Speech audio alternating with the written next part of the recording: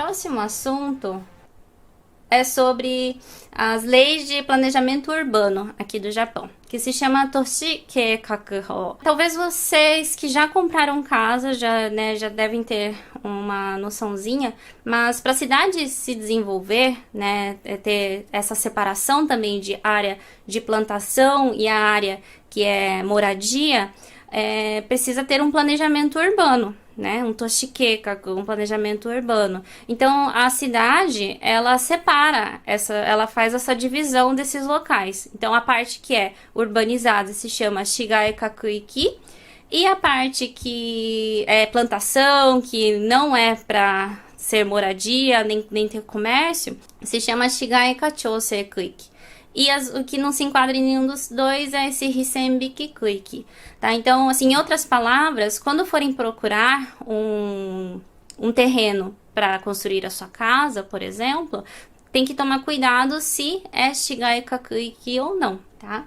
Mas isso vem a questão também do profissional, o corretor profissional. Um corretor profissional, ele vai te orientar essa parte, Mas só para vocês saberem que existe isso.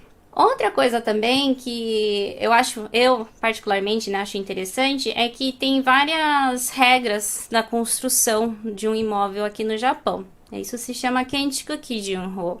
E, por exemplo, uma coisa que eu acho interessante no Kenchiku Kijunho é que a largura da rua que é exposta ao seu terreno tem que ter uma metragem certa. Agora de cabeça eu não lembro também qual metragem que era.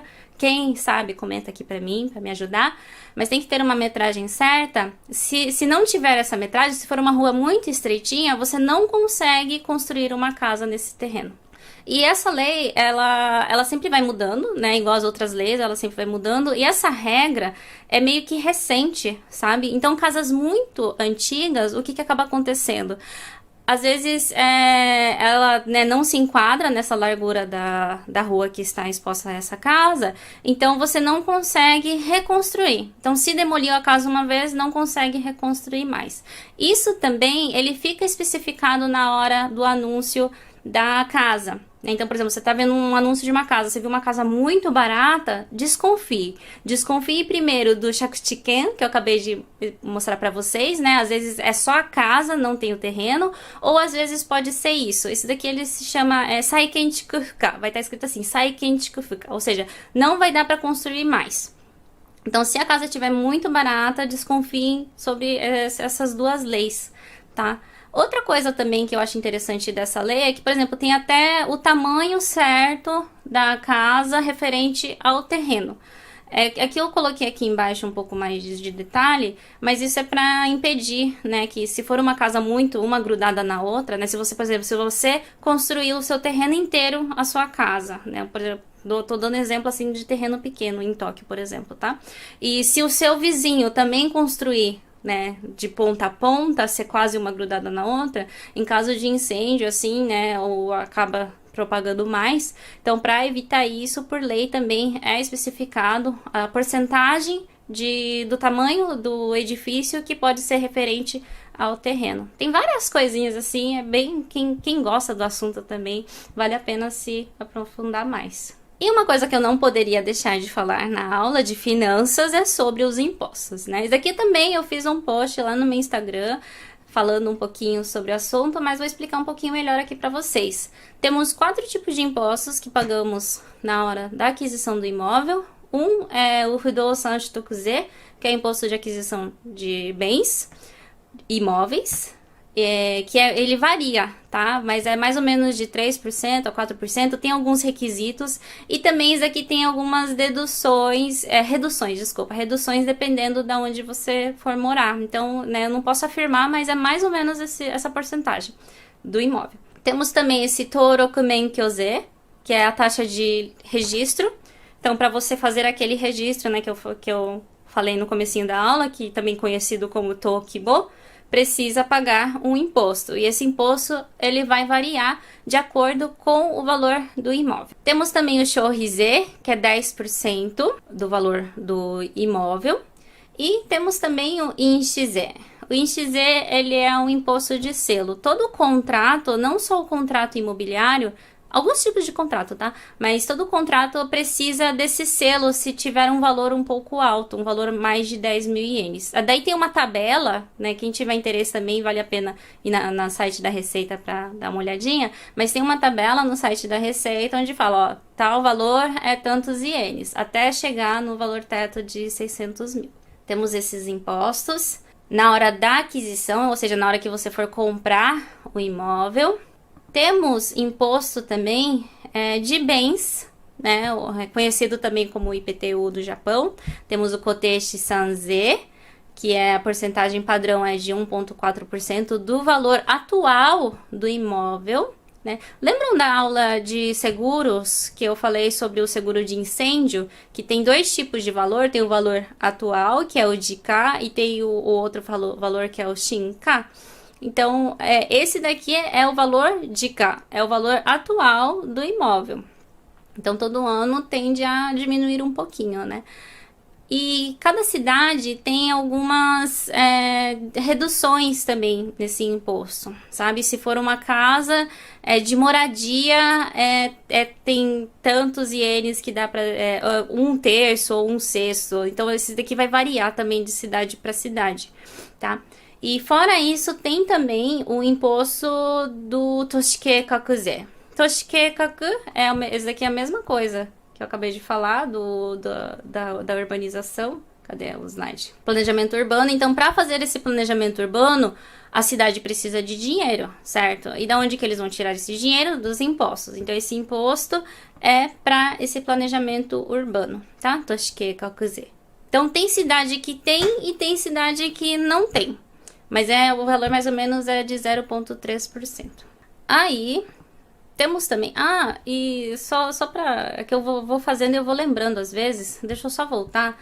Não é que não tem cidade que não tem. É que dependendo do local, né? Se não faz parte do Toshikeikaku, não precisa... Né, não é taxado esse imposto, sabe? Então, né... Mesmo sendo esse Shigai Kacho Sekuiki, tem alguns casos que tem casa ali, né? E às vezes você comprou essa casa usada que faz parte dessa região que não é parte de urbanização, então você não é taxado esse imposto, por exemplo. Tá? Mas isso também, né, novamente repetindo, o seu corretor ele vai te orientar na hora.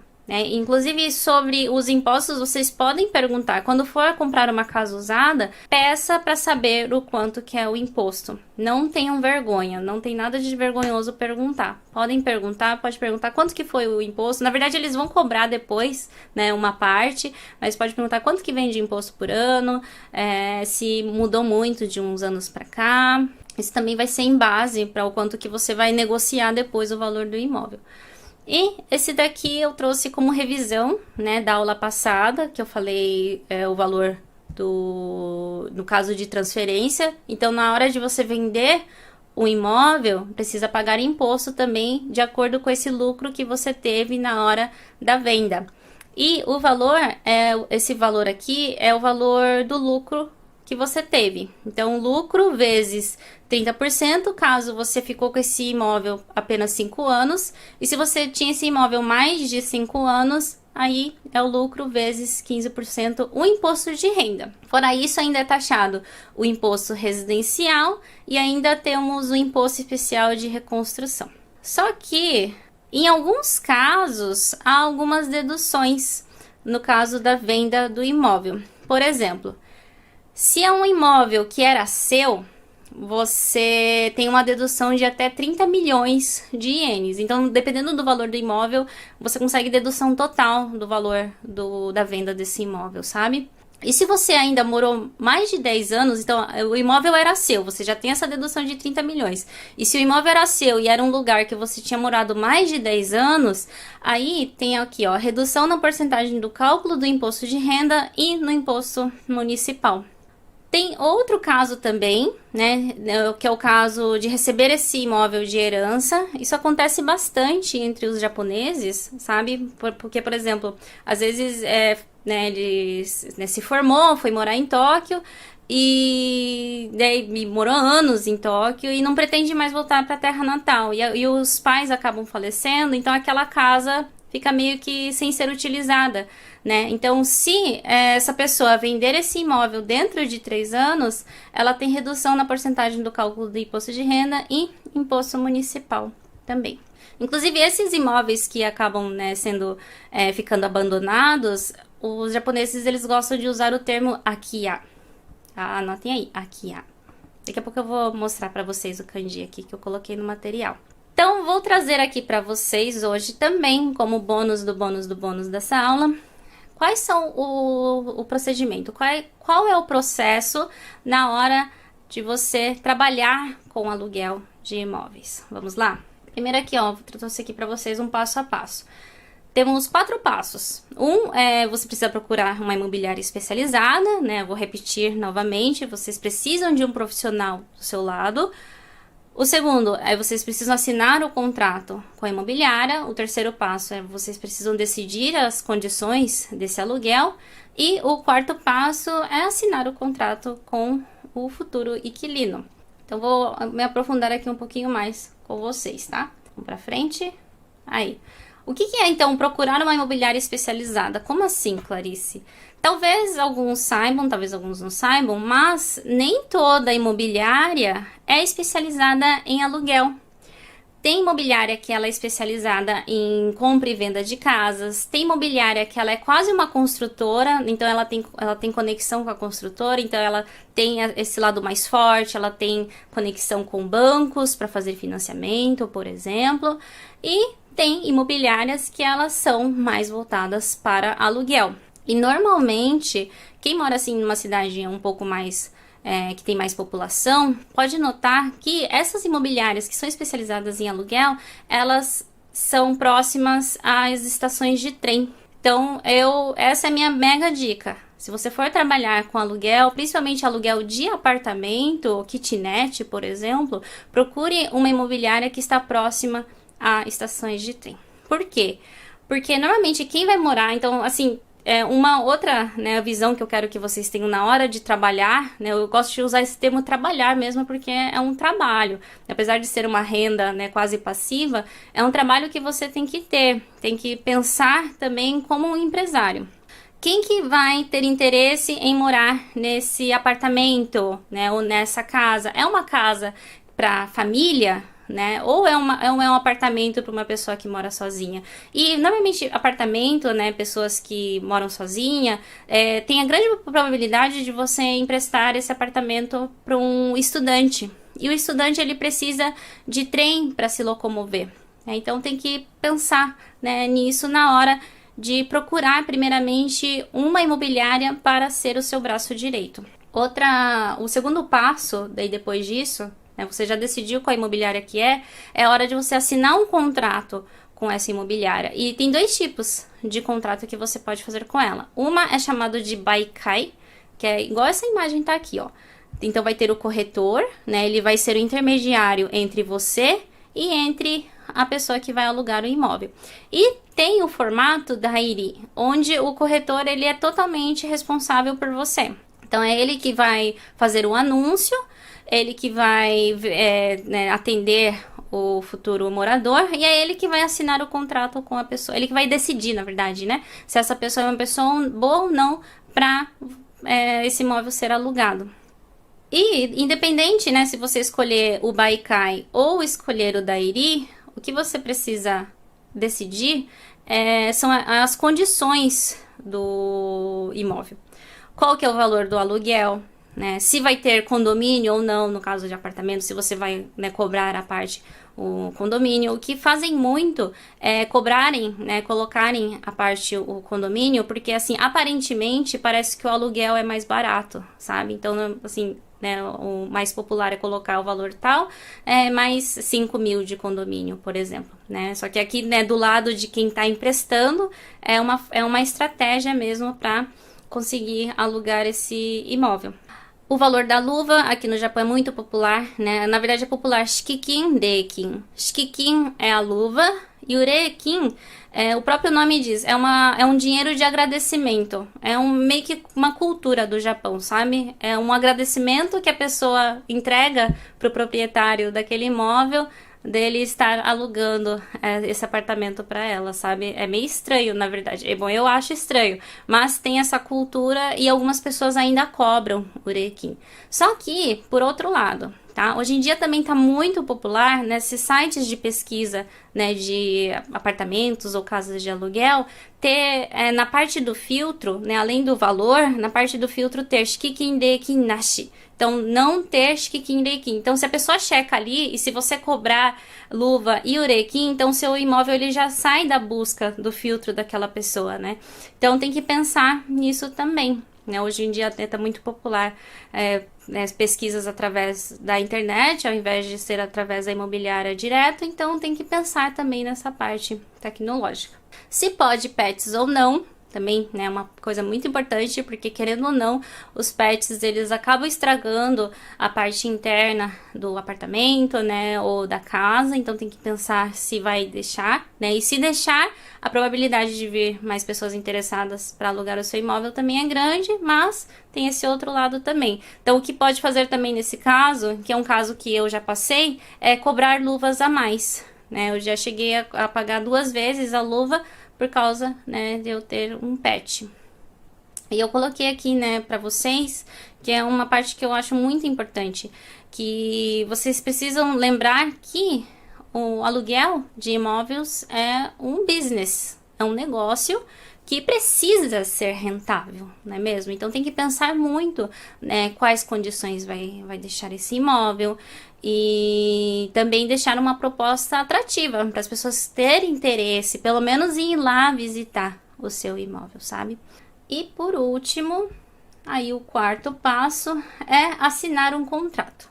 E independente se você escolher o formato Baikai ou o formato Dairi do contrato com a imobiliária, você não precisa estar presente na hora do contrato. Né? Então, como que mais ou menos funciona? A imobiliária ela vai, né, te enviar o contrato, né, você vai ler os termos, lógico, e você vai assinar e você vai entregar para ela já pré-assinado. Né? Daí a imobiliária se encarrega em pegar a assinatura da outra pessoa e fechar o negócio. Eu trouxe aqui também, por último, uma pequena dica para vocês, que é sempre deixar o imóvel em boas condições. Né? Nunca se sabe quando alguém vai ter interesse de ver esse imóvel, ainda mais se você, por exemplo, deixar a sua chave da sua casa ou do seu apartamento na imobiliária, né? A imobiliária ela pode, a qualquer momento, levar essa pessoa para ir visitar esse seu imóvel. Então, sempre deixar em boas condições. Se é uma casa, sempre deixar, por exemplo, a grama bonitinha, né? Então, ter esse cuidado, sabe? Para deixar também de uma forma mais atrativa. E, além do aluguel, né, lógico que vocês podem ter uma renda através do imóvel na compra e venda. Comprar barato e vender mais caro. E aqui eu trouxe outra dica para vocês. Depois da pandemia ficou muito popular o trabalho remoto. Em japonês eles chamam de terewaku. Tá? Não adianta você chegar no japonês e falar home office que ele não vai entender, tá? Tem que usar esse termo, terewaku. E por causa do terewaku, muitas pessoas estão optando mais por morar numa região mais afastada, mais no interior. E no interior os imóveis são mais baratos mesmo, né? Então não é uma coisa assim impossível de você adquirir. Então essa é uma dica. Outra dica que eu vou trazer para vocês é o kanjizinho, né, do Akia, que eu falei para vocês, né, esse daqui, ó, Akihabanku. Então, pesquisem por Akihabanku, que vocês vão achar várias casas que não estão sendo usadas nessa parte do interior. E o interessante é porque é a prefeitura que é meio que responsável por esses imóveis, né, e pela prefeitura ser responsável por esses imóveis, provavelmente, né, quase 100%, na verdade, você não vai precisar pagar aquela taxa da imobiliária. Né? Essa é uma grande vantagem também do Akihabanku. Nem sempre o Akihabanku é mais barato, tá? Mas normalmente vocês conseguem achar uma casa mais barata. E uma forma de achar uma casa mais barata também é através do leilão de imóveis. Eu tenho um vídeo aqui no canal onde eu explico, né? O vídeo tá um pouquinho antigo já, mas que vocês podem assistir para entender um pouquinho como que funciona o leilão de imóveis aqui no Japão. Eu ainda tenho um pouco de tempo, Então, eu vou falar só um pouquinho, tá? Sobre o leilão de imóveis. O leilão de imóveis aqui no Japão, ele funciona mais ou menos o seguinte. É o leilão às escuras, Ou seja, você dá um lance sem saber qual é o lance que as outras pessoas deram, e você tem em base o valor de avaliação do próprio BIT, que eu trouxe para vocês pesquisarem. Pesquisem por BIT, BIT, no Google mesmo que vai aparecer. Esse é um site do governo, né, da justiça, na verdade, né, então... Primeiro, assim, como que um imóvel ele vai para leilão? Antes de tudo, né? Como que um imóvel ele vai para leilão? É porque a pessoa ela não conseguiu pagar o financiamento, ficou em dívida. Não só o financiamento, mas às vezes ela fez uma dívida muito grande e o imóvel estava hipotecado. Então, por não conseguir pagar essa hipoteca, esse imóvel ele vai para o leilão, né? Eu resumi muito bem resumido, tá? Na verdade, tem outros processos durante isso. Mas esse imóvel vai pro leilão, então ele meio que tá na mão da justiça, né? Então ele fica todos os imóveis de leilão, ele fica armazenado nesse site que se chama BIT. Daí tem uma data especificada, né? Vai ter leilão tal dia. E eles fazem uma avaliação também desse imóvel. Eles vão lá ver qual que tá o estado. Eles entram lá dentro, né? E em base também do Cottage Sanzé, né, que eu trouxe para vocês, né, o valor da avaliação da cidade, eles também, né, fazem um cálculo mais ou menos ali, então você tem em base isso. Você não consegue ver dentro do imóvel, mas você pode ir lá, né, por fora, ver como que tá e tudo mais, e dar o lance.